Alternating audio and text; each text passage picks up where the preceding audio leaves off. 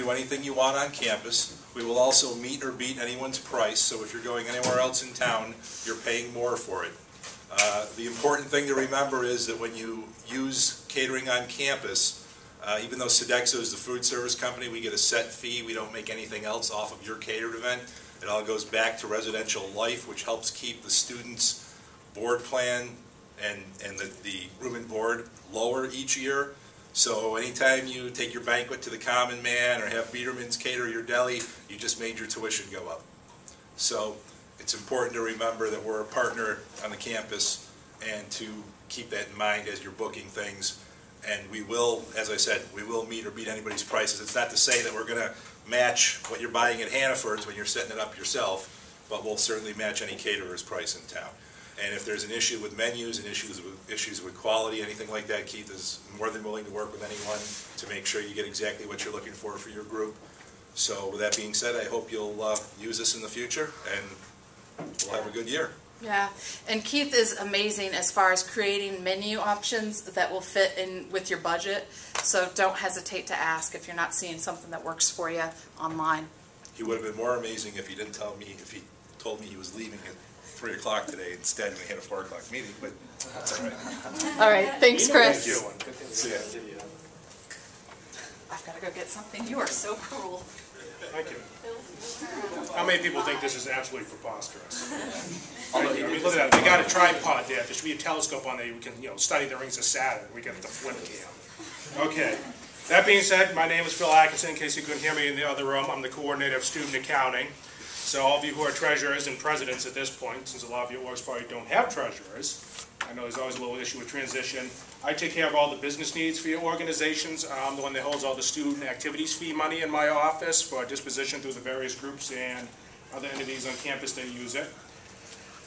We do have an old treasurer's handbook as part of the student activities office webpage. It's a bit out of date. I don't update it too often, only because as we refine policies throughout the university system of New Hampshire, we've been doing a lot more lately after a few different outside events, such as an IRS audit, some new laws and stuff.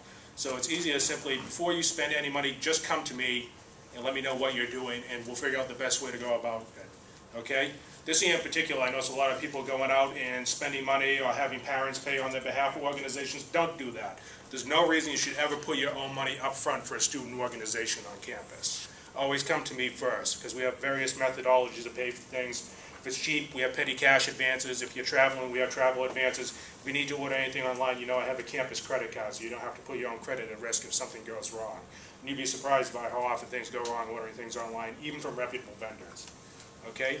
Any sort of travel you're doing is arranged through my office, no matter where you're going. We have a couple of rental agencies that we have contracts with. One is Enterprise. They got a shop up over by McDonald's there for most of your cars, things up to about the size of a minivan.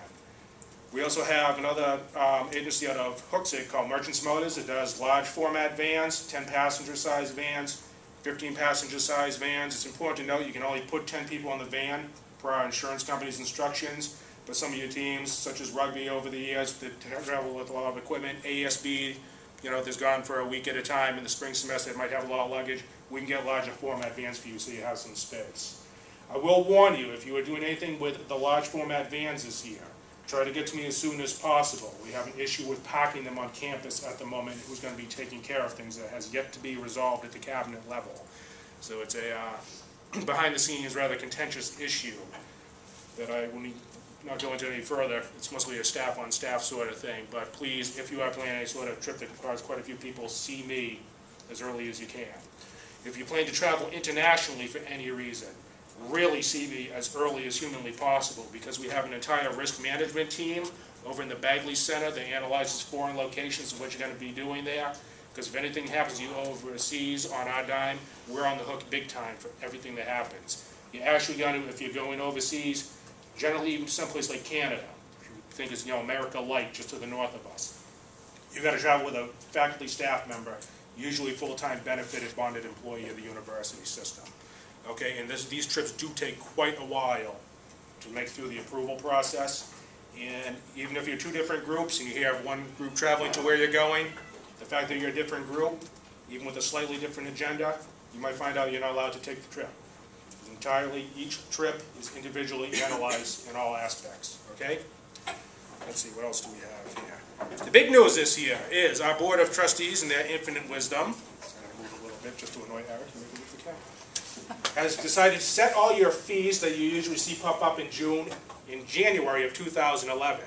Because of that, the entire budgeting process we used to go through in the springtime, those of you who are more senior than others remember allocations, all that's been pushed to the fall, including the allocation schedule.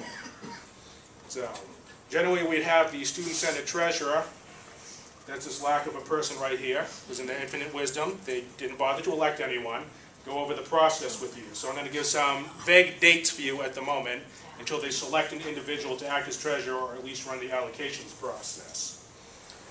And Jen has kindly printed them off in microprint. Are you going to be passing on an application for the committee today? It's available online. I'm going to show them where. Okay.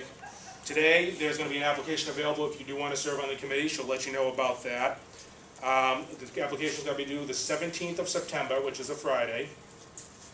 And later on, the treasurer and Jen and or myself will work together to determine who's going to be part of the committee. The week of September 20th, for a couple of weeks, we're going to have budgeting sessions scheduled. Those exact dates haven't been set yet, but as you update your information on the SAO's webpage, obviously you'll be emailed about that.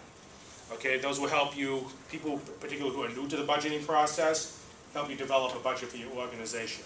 Because this year in particular is going to be a little more annoying than usual because you're planning for the 2011-2012 school year. Okay, which is, 9 months out. October 4th, you should be posting the schedule regarding the times for your hearings. And those will be happening sometime between the 16th of November and 16th of October, and the 7th of November. Because somewhere October 4th should be the schedule posted. And then somewhere between the 16th of October and the 7th of November will be the various sessions. And just so you all know, these dates, exactly what he's reading, are going to be emailed to every group, both to the president and the treasurer. So. Yes, and we'll try to work with you a little more than in the past with scheduling dates, given that it's a different time of year. I know any of you who are involved in athletics, as opposed to doing it in the spring where we have basically 2 of the 3 athletic seasons out of the way. We're going to have all 3 facing us. A lot of the rec sports teams are very active in the fall. So you're probably going to see more evening dates this year than weekend dates, particularly since usually I act as an advisor to the committee. And in that 4-week time period, I have 2 conflicting weekends where I'm unavailable. So, okay. Moving on, the week of November 8th, they should be generating the letters for what you're going to get for the following fiscal year. And then after that, the week of the 14th of November, the Student Senate's going to be presented with the proposed budgets for all the organizations, have a week to think it over, and they'll approve it on the 21st of November. Can you repeat that again? Yep.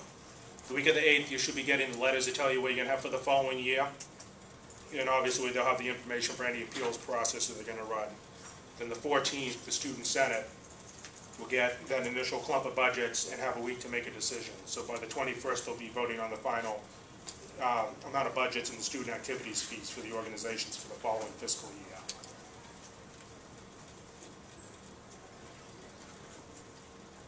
What's that? Yeah, anything else you want to share with the treasurers? Nope. Okay, all right. I'm not sure if you mentioned this while I was out, but nobody gets any money until we have your correct info. Phil has to have the info about who the treasurer is and who the president is and who's serving in that role until you've elected them.